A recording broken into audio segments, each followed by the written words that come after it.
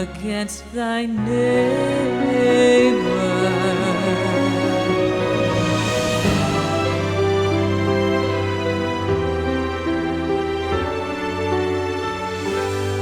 Thou shalt not bear false witness.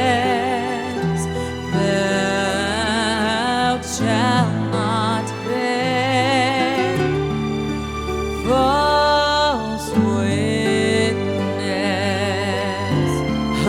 against thy neighbor. Thy neighbor thou shalt not bear false witness.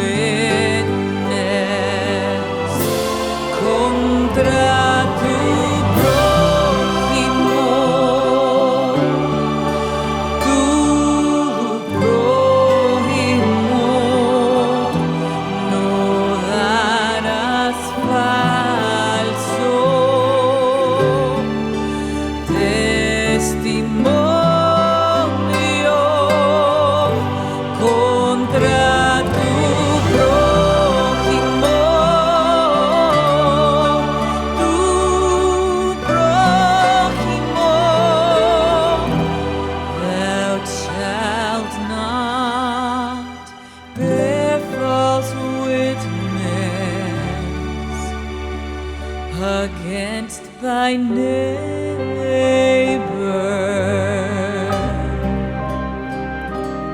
thy neighbor,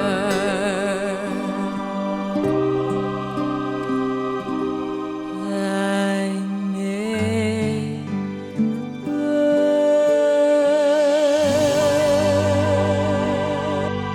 Esther का क्या सुंदर गीत है। आपका आ जाना बहुत अच्छा है। आप एक विशेष आनंद के लिए तैयार हैं, क्योंकि हम सत्य, ईश्वर का सत्य, ये एक ऐसे स्थान पर रखें जहां वह दीपक की तरह चमक सके और जीवन के सबसे कठिन प्रश्नों के उत्तर में गलतियों और गलतफहमियों को दूर कर सके। देखना विश्वास करना है, लेकिन आज की दुनिया में यह सच नहीं है। यदि आपके पास बाइबल है या आप इसे अपने मोबाइल पर देख सकते हैं, तो कृपया साथ में चलें और इसे खुद देखें, क्योंकि देखना विश्वास करना है जब यह ईश्वर के सत्य के शब्द की बात आती है। मैं तैयार हूं। मैं भी तैयार हूँ। क्या आप तैयार हैं? चलो चलते हैं।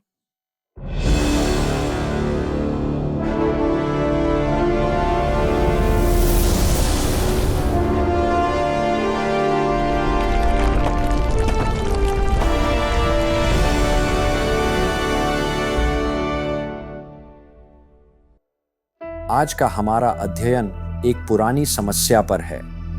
आपकी अंतिम सांस के बाद क्या होगा?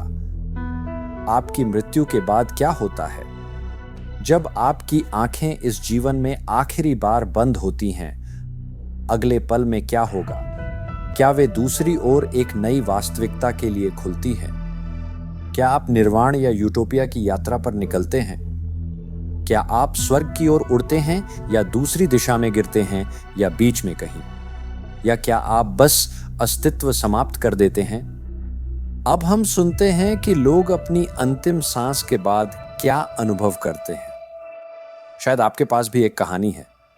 जादूगरों और अलौकिक शक्तियों की कहानियों के साथ साथ दूसरी तरफ की आत्मा की दुनिया से संपर्क करने की कहानियों वाली बहुत सारी ब्लॉकबस्टर फिल्में हैं दूसरी तरफ। लेकिन अगर आप मानते हैं कि आपने अगले संसार को देखा है, तो यहां एक सवाल है, आपको कैसे पता चलेगा कि वह कहां है? आखिरकार हॉलुसिनोजेनिक दवाएं और मस्तिष्क में कार्बन डाइऑक्साइड का उच्च स्तर ऐसे ही अनुभव पैदा कर सकते हैं। क्या कोई निश्चित रूप से जानता है अंतिम सांस के बाद क्या होता है? या क्या आपका अनुमान भी मेरे अनुमान जितना ही सही है? और अगर कोई जानने का दावा करता है, तो हम कैसे जानते हैं कि वे सच बोल रहे हैं? हां, सच। यदि लोग सदैव सत्य बोलें, तो इससे हम भ्रम की दुनिया से बच जाएंगे। आपने शायद मृत्यु के बाद के बारे में अटकलें सुनी होंगी। शायद आपने व्याख्यान सुने हैं। मुझे यकीन है कि आपने इस विषय पर फिल्म निर्माताओं और कहानीकारों को सुना होगा। पर भगवान ईश्वर का क्या कहना है? जब हम 9वें आज्ञा का अध्ययन करते हैं, तो ईश्वर के अद्भुत गुणों में से एक प्रमुखता से सामने आएगा। और यह एक सत्य है जिसके बड़े निहितार्थ हैं। यह हमें मृत्यु के बारे में हमारे उलझन भरे सवालों के उत्तर की ओर इंगित करता है। और जीवन। और हम एक और बड़ा सवाल उठाने वाले हैं।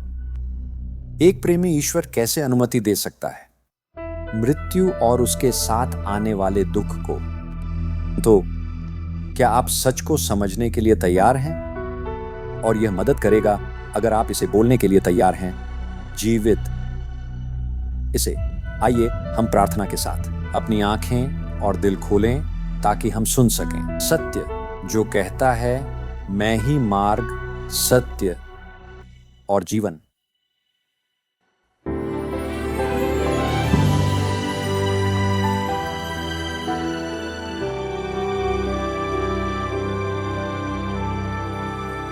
Teach me thy way, O Lord, and I will walk in thy truth. Unite my heart to fear thy name, and I will praise thee, O Lord, my God.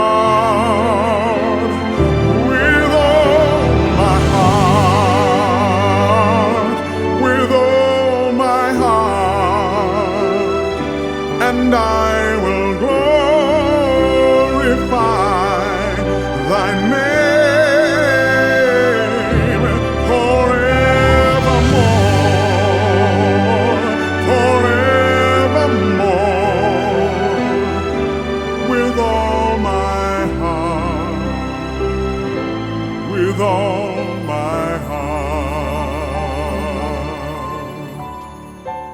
Teach me thy way, oh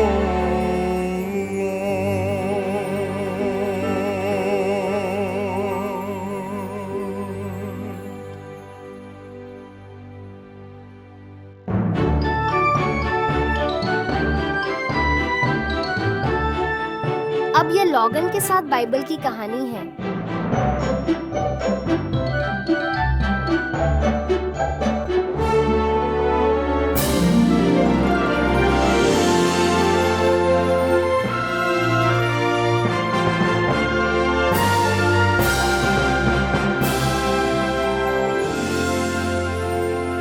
और अब यहाँ logon है। ये सब इतना सही ढंग से शुरू हुआ। आदम और हव्वा के पास सब कुछ था। कोई बिल नहीं, कोई बीमारी नहीं, कोई तनाव नहीं, कोई दुख नहीं, बस पूर्ण आनंद और खुशी। लेकिन स्वर्ग में कुछ समस्याएं थीं। परमेश्वर ने आदम और हव्वा को उपद्रवी लूसीफेर, स्वर्ग के सबसे महान स्वर्गदूत के बारे में चेतावनी दी। उसका नाम प्रकाश लाने वाला या सुबह का तारा है, लेकिन वह केवल अंधकार और मृत्यु लेकर आया। लूसीफर ने स्वर्ग में विद्रोह शुरू कर दिया था और 1/3 स्वर्गदूतों को अपने साथ शामिल होने के लिए राजी कर लिया था, और उनके विद्रोह के परिणाम स्वरूप उन्हें स्वर्ग छोड़ना पड़ा। लूसीफर ने परमेश्वर की नई सृष्टि को नष्ट करने के लिए भेजा, पृथ्वी और मानवता। यदि वह उनके प्रेम को अविश्वास में बदल सकता है और उनके स्तुति के गीतों को उनके निर्माता के खिलाफ बड़बड़ाने में बदल सकता है, तो वह सफल होगा। और इसलिए पवित्र स्वर्गदूतों ने आदम और हव्वा को सावधान रहने की चेतावनी दी, और उन्होंने हव्वा को अपने पति से अलग न होने के लिए सावधान किया, ताकि प्रलोभन से खतरा कम हो सके। सब कुछ ठीक चल रहा था, जब तक एक दिन अपने आनंदमय कार्य में लीन होकर हव्वा आदम के पास से भटक गई और बगीचे के बीच में एक विशेष पेड़ के पास पहुंच गई। फल के पेड़ों में इस पेड़ का एक अजीब नाम था। परमेश्वर ने इसका नाम अच्छाई और बुराई का ज्ञान का पेड़ रखा। परमेश्वर ने कहा, तुम फल खा सकते हो बगीचा, पर यह नहीं, इस पेड़ का फल खाने पर आप मर जाएंगे। आदम और हव्वा ने इस पेड़ से दूर रहने का सोचा, जब तक वह दिन नहीं आया जब हव्वा अपने पति से दूर हो गई और वह उस पेड़ की ओर देख रही थी। उसने पेड़ में एक सुंदर सांप देखा। सोचना मुश्किल है, लेकिन पाप के इस दुनिया में आने से पहले सांप सभी जानवरों में सबसे सुंदर था जिसे परमेश्वर ने बनाया था, सुंदर पंखों के साथ। और यह सांप बोल सकता था। यह पता चला कि यह असली सांप नहीं था, यह हव्वा को धोखा देने के लिए लूसीफेर था। वह लूसीफेर से भागने को तैयार थी, लेकिन उसने सोचा कि वह एक स्वर्गदूत की तरह आएगा, और सांप ने उसके मन में संदेह डालना शुरू किया। उसने कहा, परमेश्वर ने तुमसे झूठ कहा। उसने कहा कि तुम इस फल को खाकर मर जाओगे, लेकिन देखो, मैंने खाया, मैं अभी भी जिंदा हूँ और मैं बस एक सांप हूँ। अगर तुम इसे खाओगे तो तुम हमेशा के लिए जीवित रहोगे और देवताओं की तरह हो जाओगे। मुझ पर विश्वास करो, सांप से बात करने पर कुछ अच्छा नहीं होता। अगर उसका नाम लूसीफेर है। हव्वा ने शैतान के झूठों पर विश्वास किया, फल खाया और अपने पति को दिया। उसने तुरंत समझा कि हव्वा को धोखा दिया गया था। उसे पता था कि हव्वा की मृत्यु निश्चित थी। आदम को पता था कि उसे एक चुनाव करना है। वह किसकी बात सुनेगा? उसे किससे ज्यादा प्रेम था? क्या उसकी आत्मा साथी या उसका निर्माता? दुख की बात है, उसने हव्वा को चुना। आदम को यह कभी नहीं समझ आया कि उसका स्वर्गीय पिता हव्वा से अधिक प्रेम करता था, या यह कि प्रेम उसके भयानक हालात का समाधान ढूंढ लेगा जो हव्वा के लापरवाह निर्णय से उत्पन्न हुआ था। लूसीफर ने खुशी मनाई, लेकिन ज्यादा देर तक नहीं। परमेश्वर ने उस दिन अपने बच्चों को खोजा, लेकिन अब वे उससे छिप गए। परमेश्वर ने पुकारा, आदम, तुम कहाँ हो? आदम ने आगे आकर स्वीकार किया। परमेश्वर ने सर्प को शाप दिया। अब से यह उड़ नहीं सकता था बल्कि जमीन पर रेंगता था। और परमेश्वर ने आदम और हव्वा को बताया कि स्वर्ग पहले से ही एक योजना थी। फिर परमेश्वर ने देखा कि आदम और हव्वा ने ठंड से बचने के लिए कपड़े बनाए थे जो उन्होंने एक साथ सिए थे, जो उनकी नग्नता को छिपाने और अपनी गड़बड़ स्थिति को अपने मानव निर्मित समाधानों से ठीक करने का प्रयास था। इसके बजाय परमेश्वर ने उनके लिए चमड़े के कोट बनाए। ये वस्त्र कहाँ से आए? परमेश्वर स्वयं जीवन दाता को एक मेमने या भेड़ की जान लेने का दर्दनाक कदम उठाना पड़ा, और हर बार जब आदम बलिदान देता उसे यह जानकर दुख होता कि उसके कार्यों के कारण मृत्यु हुई उस निर्दोष मेमने की। लेकिन उसे यह जानकर खुशी हुई कि परमेश्वर एक वादा किया हुआ बच्चा, दूसरा आदम भेजेगा जो खोई हुई चीजों को वापस लाएगा। प्रेम ने एक रास्ता खोज निकाला। और अब अपनी व्यक्तिगत कहानी साझा करने के लिए यहाँ स्कॉटी मेयर हैं। मैं एक छोटे शहर पैराडाइज में एक ईसाई परिवार में बड़ा हुआ। ये उत्तरी कैलिफोर्निया में स्थित है और मेरा परिवार चर्च के पालन पोषण पर बहुत ध्यान देता था। मैं चर्च के स्कूलों में गया। एक बहुत ही रूढ़िवादी जीवन शैली थी। हमारे पास बाइबल अध्ययन होते थे। मैं विवाद से परिचित था कि ईश्वर और शैतान के बीच युद्ध है। बचपन में मुझे मुख्य धारा के मनोरंजन से दूर रखा गया था। मुझे फिल्में देखने की अनुमति नहीं थी और मैं और मेरा बड़ा भाई हम एक छोटा सा फिल्म कैमरा लेते थे और हम छोटे पेड़ों के किले की कहानियां और पड़ोस के बच्चों की छोटी कहानियां लिखते थे, जहां हम अपने सभी दोस्तों को ले जाते थे और उन्हें इनमें अभिनय करने के लिए कहते थे। हम छोटी फिल्में बनाते थे। ये एक मज़ेदार शौक था। मैंने कभी नहीं सोचा था कि ये व्यवसाय बनेगा। जब मैं कॉलेज गया तो वहाँ एक फिल्म अध्ययन कार्यक्रम था जो उस कॉलेज में पेश किया जा रहा था जहाँ मैं गया था। मुझे फिल्म और टेलीविज़न में बहुत रुचि थी, तो मैंने कहा यह मज़ेदार होगा। कॉलेज के अनुभव के कुछ समय बाद मैंने लॉस एंजलिस में स्थानांतरित होने का निर्णय लिया और फिल्म और टेलीविज़न उद्योग में कदम रखा। और इसलिए मैंने जल्दी ही एक एजेंट प्राप्त किया, ऑडिशन पर जाने लगा और अभिनय करियर का पीछा करने लगा। और कुछ महीनों के भीतर मैंने धर्म से सभी संबंध खत्म कर दिए। मैंने बाइबल पढ़ना बंद कर दिया। मैंने चर्च जाना बंद कर दिया। मैंने परिवार से बात करना बंद कर दिया। और मुझे वास्तव में केवल इस पार्टी या उस पार्टी में जाने की परवाह थी और प्रसिद्ध लोगों के साथ घुलने मिलने की कोशिश कर रहा था ताकि मैं भी उनके स्तर तक पहुंच सकूं जहां वे थे। कुछ महीनों के भीतर मैं पूरी पार्टी और ड्रग्स के माहौल में शामिल हो गया और मेरी जिंदगी तेजी से नियंत्रण से बाहर हो गई। मेरे एक करीबी दोस्त थे जो प्रसिद्धि की ओर बढ़ रहे थे।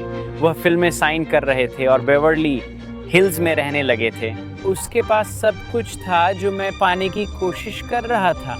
मैं एक दिन उसके साथ था और 2 दिन बाद उसने अपने अपार्टमेंट में फांसी लगाकर आत्महत्या कर ली और इसने मुझे सचमुच हिलाकर रख दिया। मुझे उनके साथ हुई बातचीत याद है और वे जीवन के अर्थ को समझने की कोशिश कर रहे थे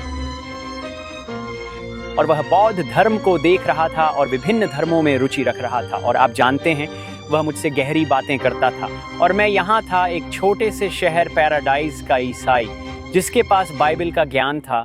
फिर भी मैंने उससे एक शब्द भी नहीं कहा। और अब यहाँ ताज है। तुम झूठी गवाही नहीं दोगे। मैं एक प्रश्न से शुरुआत करना चाहूंगा। 9वीं आज्ञा परमेश्वर के चरित्र के बारे में क्या कहती है? यहाँ एक संकेत है। प्रकाशित वाक्य 12 पद 3 और 4 में कहा गया है, हे प्रभु, आपके कार्य महान और अद्भुत हैं। आपके मार्ग न्यायपूर्ण और सत्य हैं, हे संतों के राजा। हे प्रभु, कौन आपके नाम की महिमा नहीं करेगा, क्योंकि आप पवित्र हैं। और अब यह गाने का समय है, तो बाइबल का पाठ जब आपकी स्क्रीन पर आए, हम सब गाएं।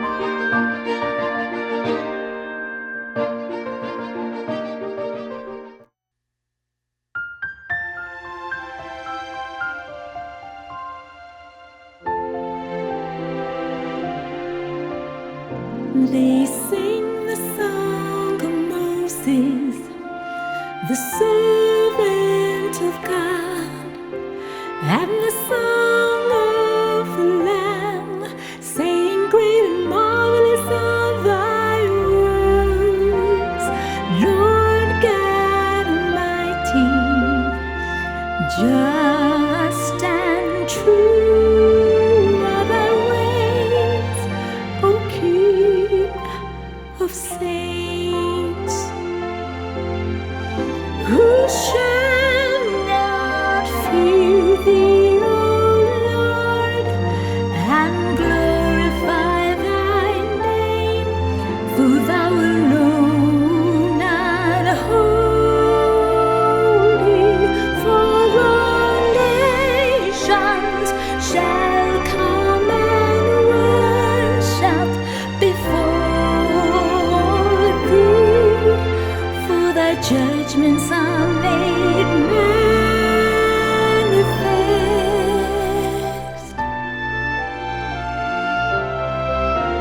And they sing the song of Moses, the servant of God, and the song of the Lamb, saying, "Great and marvelous are thy works, Lord God Almighty.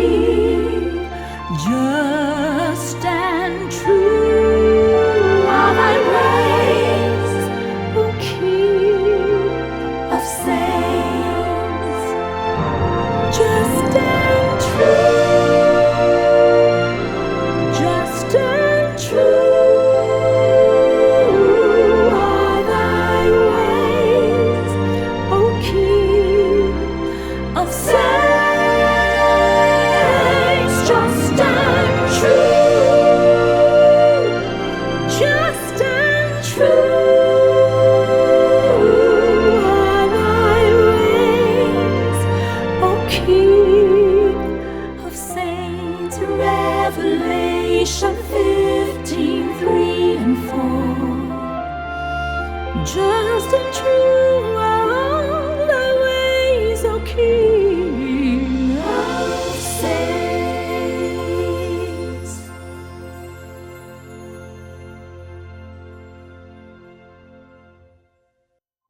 हाँ, ईश्वर के तरीके सच्चे और न्यायपूर्ण हैं, इसलिए झूठ बोलना गलत है। झूठ बोलना उनके लिए उचित नहीं है। ईश्वर सच्चा है। नीति वचन में यह स्पष्ट रूप से अध्याय 12 और श्लोक 22 में लिखा है। यह कहता है कि झूठ बोलने वाले लोग प्रभु को घृणास्पद लगते हैं, लेकिन जो लोग सच्चाई से पेश आते हैं वे उनके लिए प्रसन्न होते हैं। झूठ बोलना निश्चित रूप से उन चीजों में से एक है जिनसे परमेश्वर को सख्त नफरत है। नीति वचन में 7 सबसे बड़े पापों का उल्लेख है और झूठ का पाप 2 बार दिखाई देता है। सोचें, ईश्वर सच्चा, सच्चाई का पिता, तो यीशु किसे झूठ का पिता मानते हैं? यूहन्ना 8:44 में यीशु ने कहा, वह शैतान हमेशा से हत्यारा रहा है और वह सत्य पर खड़ा नहीं है, क्योंकि उसमें सत्य नहीं है। जब वह झूठ बोलता है तो वह अपने से बोलता है, क्योंकि वह झूठा है और इसका पिता, झूठ का पिता शैतान है। उसने स्वर्ग में अपने साथी स्वर्गदूतों को धोखा दिया जब उसने सर्वशक्तिमान ईश्वर के खिलाफ विद्रोह की योजना बनाई। उसने आदम और हव्वा को एक सांप के माध्यम से धोखा दिया, जिससे हमारे संसार में पाप आया। शैतान निश्चित रूप से सत्य में नहीं रहता। तो चलो पहले झूठ पर ध्यान देते हैं। शैतान ने बाग ए एडेन में किस सत्य को नकारने की कोशिश की? उत्पत्ति 3 श्लोक 3 से 5 में बाइबल कहती है, फल बाग के बीच में जो पेड़ है, ईश्वर ने कहा, तुम उसे मत खाना, नहीं उसे छूना, नहीं तो तुम मर जाओगे।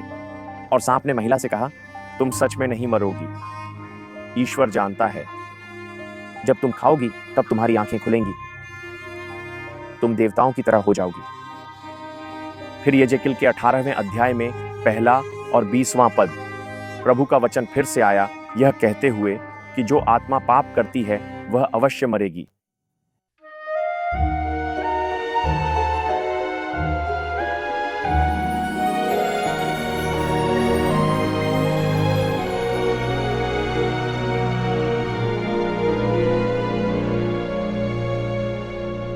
And the Lord God commanded the man, saying,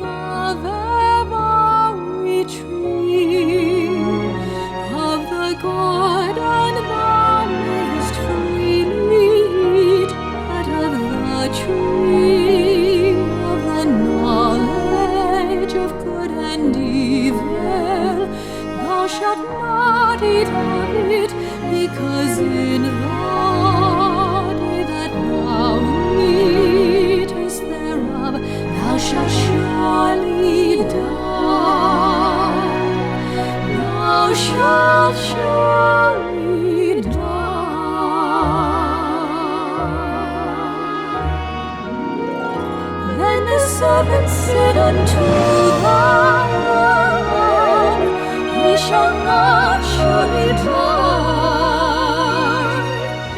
For God doth know that in the day that He thereof, that your eyes shall be opened, knowing good and evil, ye shall not surely die. And the serpent said, He shall not surely die. Genesis 2:16 and 17, 3, 4, and 5. Ye shall not surely die.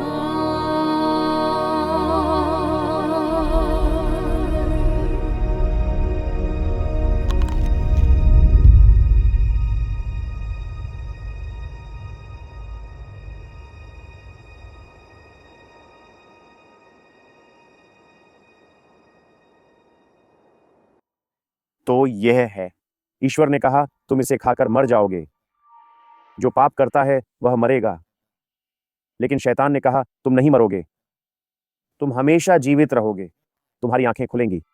दुर्भाग्य से हव्वा ने धोखे को मान लिया।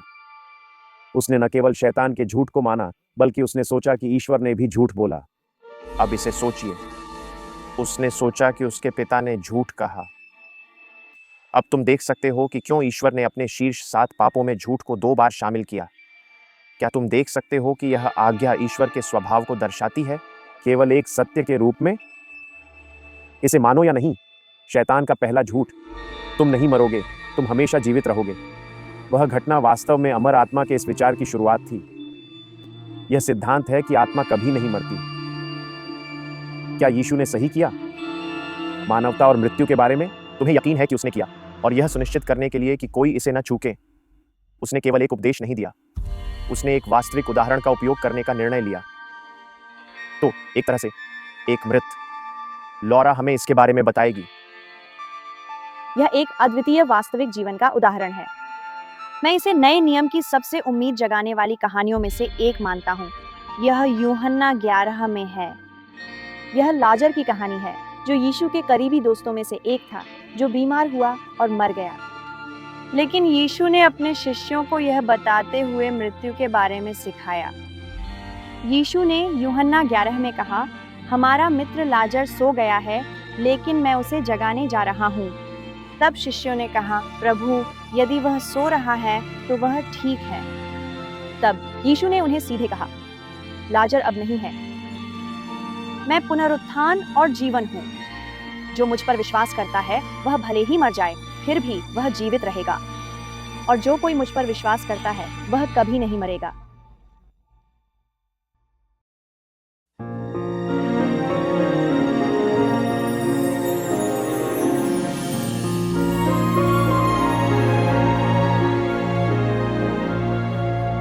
These things said he, and afterwards he saith unto them, Our friend Lazarus sleepeth, but I go that I may awake him out of sleep. Then said his disciples, Lord, if we sleep,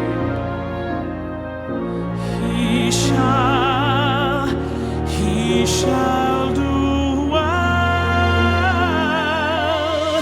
Howbeit Jesus spake of his death, but they thought that he had spoken of taking rest in sleep. Then said Jesus unto them plainly, Lazarus is dead. Then said Jesus unto them plainly, Lazarus is dead. Then said Jesus unto them plainly, Lazarus is dead. Then said Jesus unto them plainly, Lazarus is dead. John 11:11 through 14. Lazarus is dead.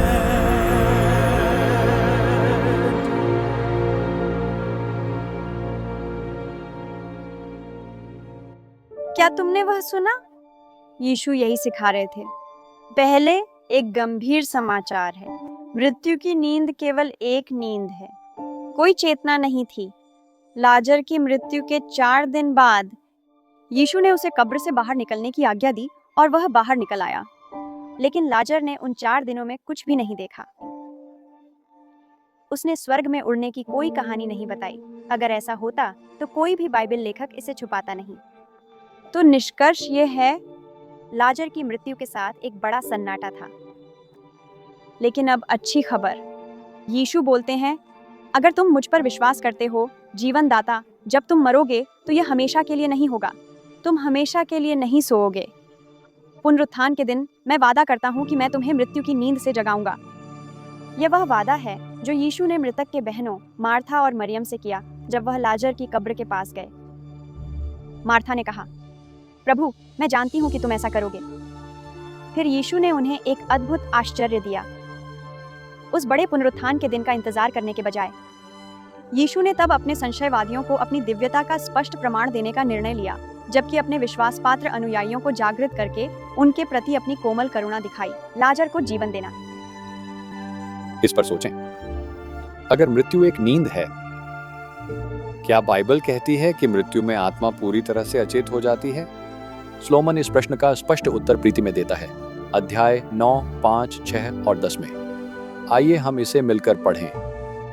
क्योंकि जीवित लोग जानते हैं कि वे मरेंगे, क्योंकि जीवित लोग जानते हैं कि वे मरेंगे और उनके लिए कोई पुरस्कार नहीं है, क्योंकि उनका स्मरण भुला दिया गया है और उनका प्रेम, घृणा और ईर्ष्या अब समाप्त हो चुकी है। अब वे सूर्य के नीचे किए गए किसी भी कार्य में भाग नहीं लेंगे। जो भी तुम्हारे हाथ में है उसे करो, अपनी ताकत से करो, क्योंकि तुम जहां जा रहे हो वहां कब्र में कोई काम, यंत्र, ज्ञान या बुद्धि नहीं है।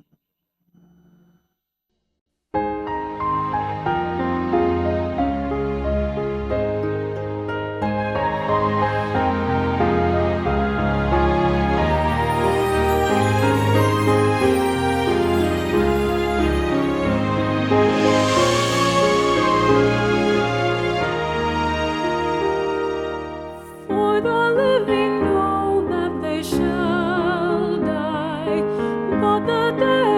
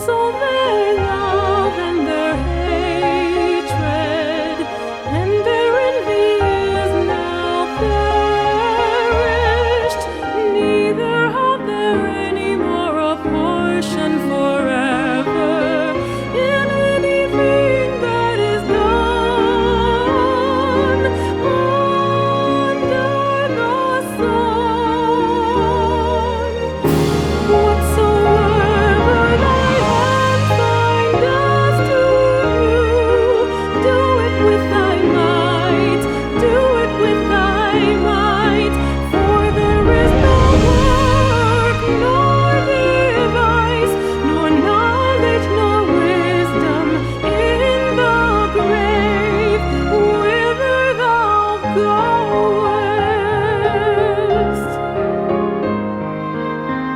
Ecclesiastes 9 verses 5 and 6 and 10. Do it with thy mind.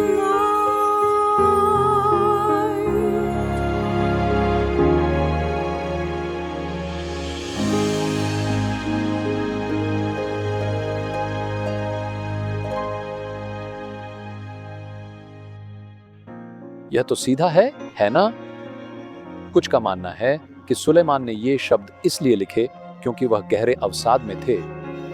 यह नए नियम की पुनरुत्थान की आशा को नहीं दिखाता।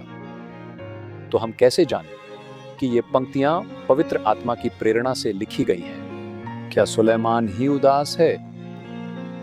क्या दूसरे बाइबल लेखक ऐसा ही कहते हैं? भजन और यशायाह की बातें सुने।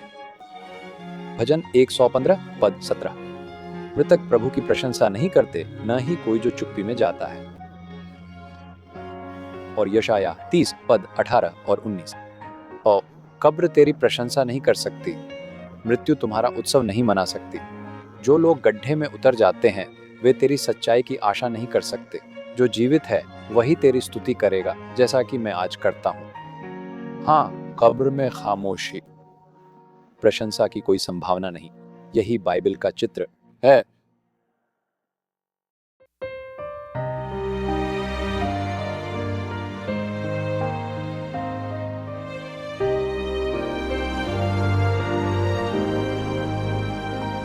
The dead praise not the Lord, neither them that go down into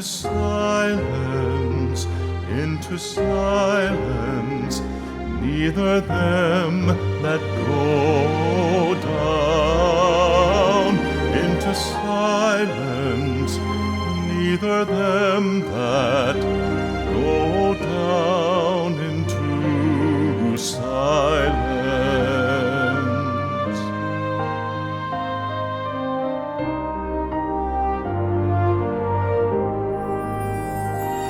For the grave cannot praise thee, death cannot celebrate thee. They that go down into the pit cannot hope for thy truth. They that go down into the pit cannot hope for thy truth. The living, he shall praise thee as I do this day. The fathers to the children shall declare thy truth. The dead praise not the Lord. The living,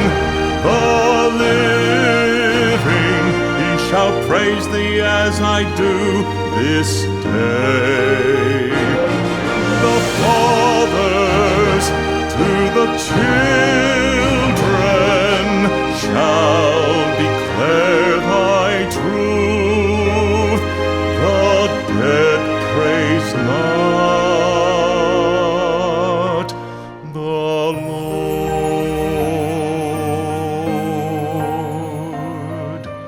Psalm 115 verse 17, Isaiah 38, 18 and 19. The dead praise not the Lord.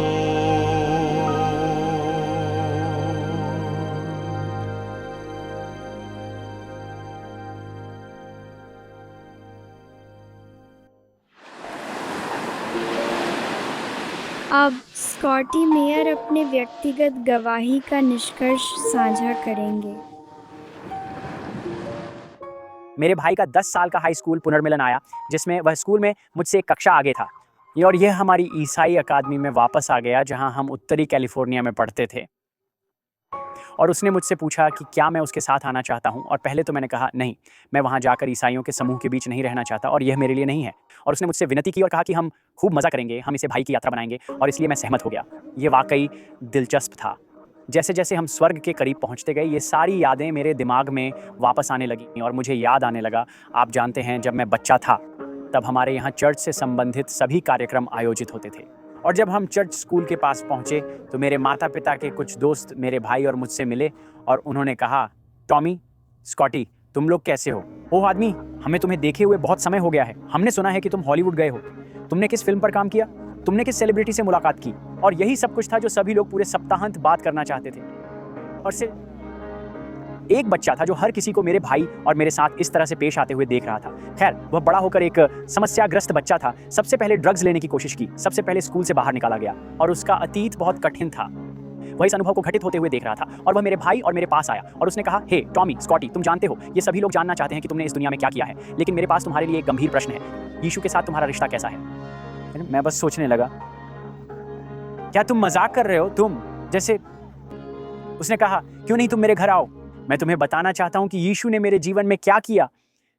मैं इस बात से प्रभावित हुआ तो मेरे भाई और मैं उस शाम उसके घर गए और उसने हमें शास्त्र साझा करना शुरू किया और अपनी बाइबल खोलने लगा और हमें उस समय के बारे में बताने लगा जब यीशु ने उसके दिल को छुआ, कैसे उसने अपना जीवन बदला। जब शाम होने लगी उसने पूछा, क्या मैं तुम्हारे साथ प्रार्थना कर सकता हूँ?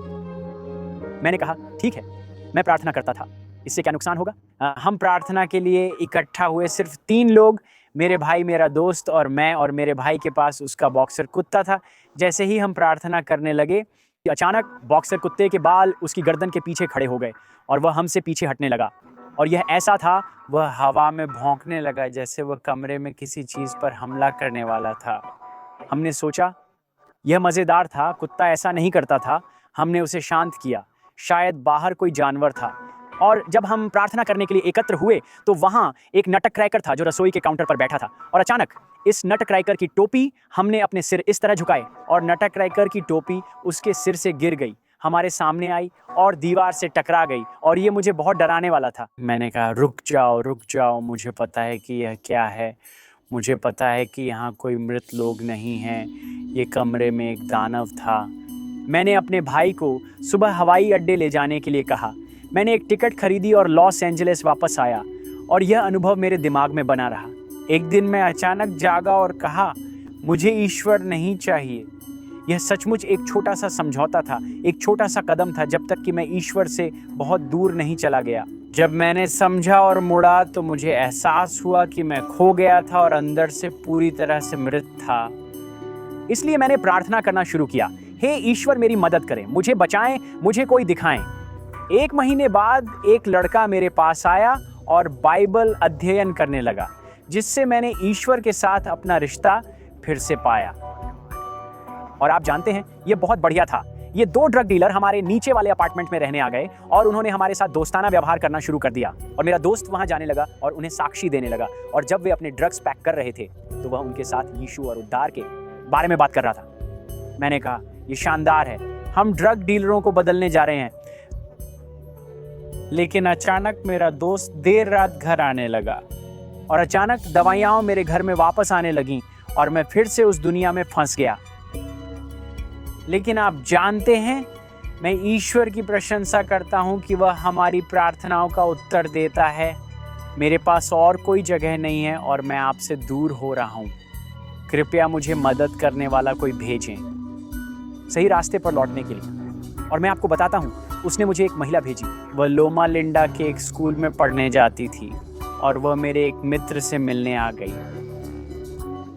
हमने एक रिश्ता बनाया और मैं फिर से लोमा लिंडा जाने लगा और मैं फिर से चर्च जाने लगा। और मैं आपको बता दूं कि यह उन चीज़ों में से एक थी जो मुझे ईश्वर के और करीब ले आई। मैं आज उस महिला का पति हूँ। मैं दुनिया में खो गया था, लेकिन आप जानते हैं क्या, ईश्वर ने मुझे वहाँ नहीं छोड़ा।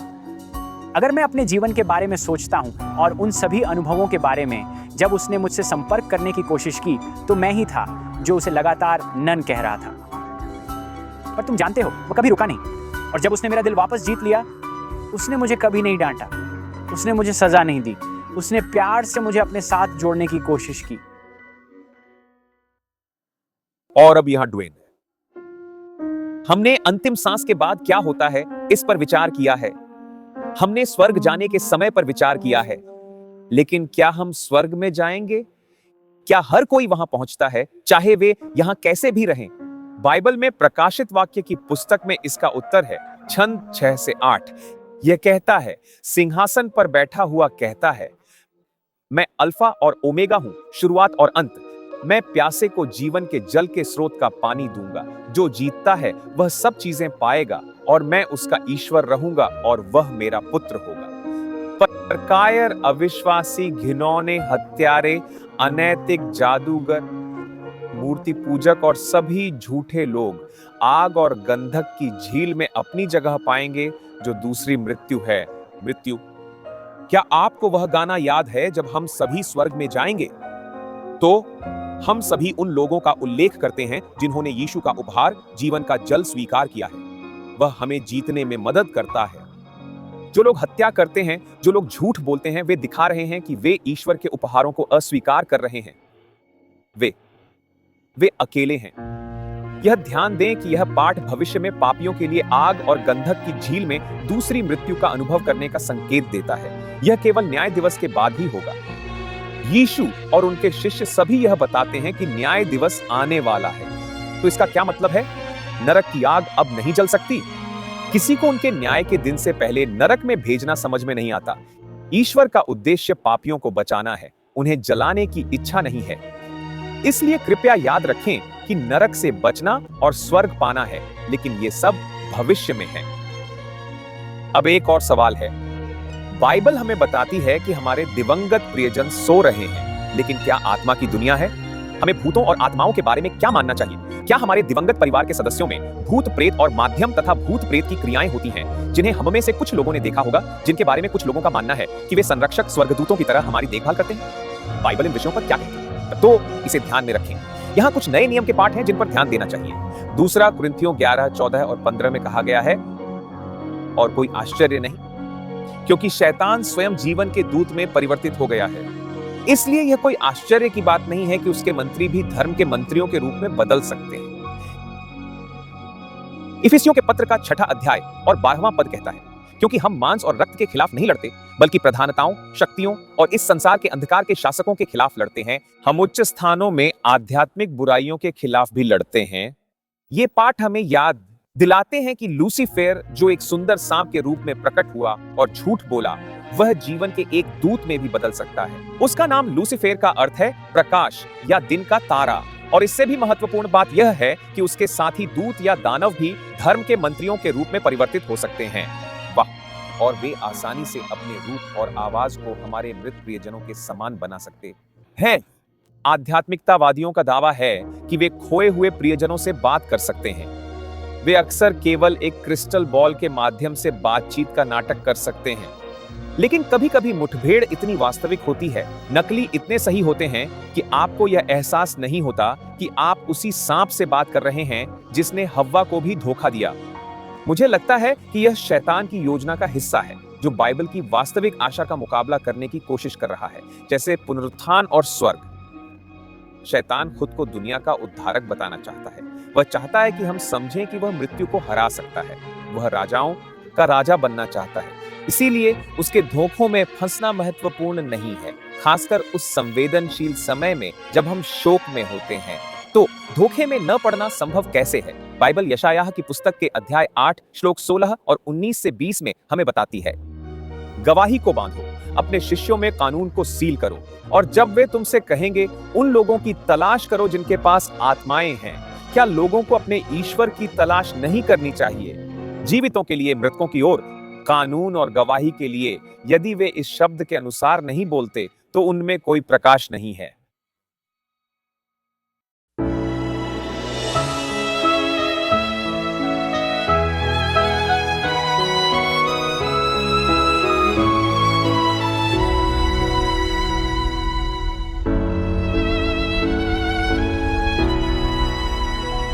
Bind up the testimony seal the law among my disciples. Bind up the testimony, seal the law among my disciples. To the law and to the testimony, if they speak not according to this word, according to this word, if they speak not according to this word,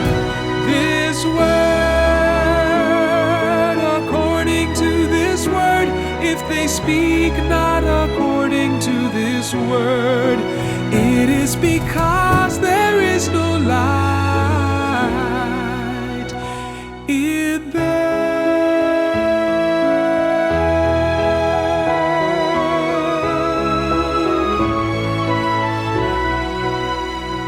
And when they shall say unto you, speak unto them that have familiar spirits,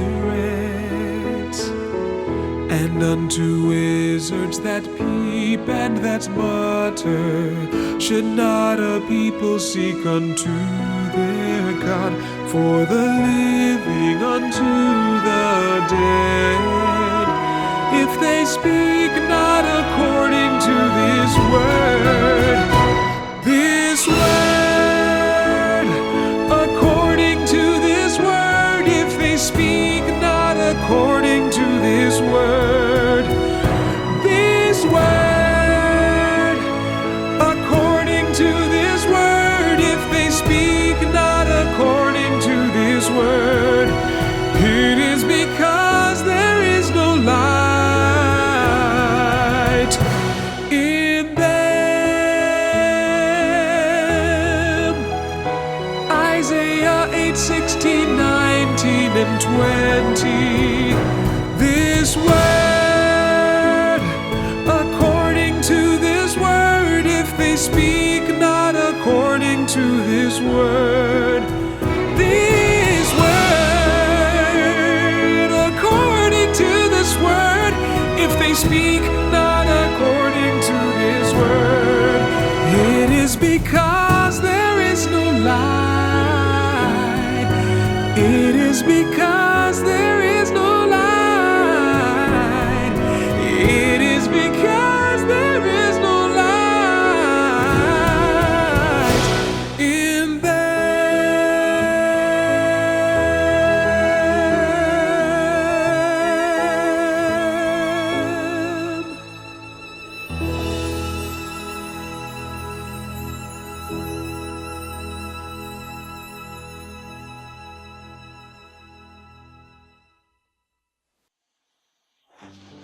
आइए प्रार्थना करें।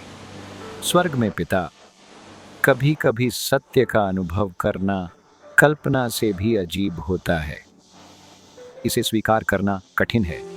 हमें आज जीवन के बारे में सुनी गई सच्चाइयों को स्वीकार करने में मदद करें और मृत्यु और यह सुखद आश्वासन कि यीशु ने मृत्यु को जीत लिया है।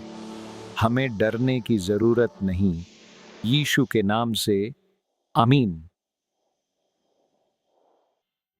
अगली बार तक याद रखें, जिसके पास पुत्र यीशु है उसके पास आंतरिक जीवन है, और यह सही है। तो बस तुम्हें अपने ईश्वर से अपने पूरे दिल से प्रेम करना और चाहिए, अपनी आत्मा से, और अपने मन से भी, और अपनी शक्ति से, और पड़ोसी से प्रेम करो जैसे तुम खुद से।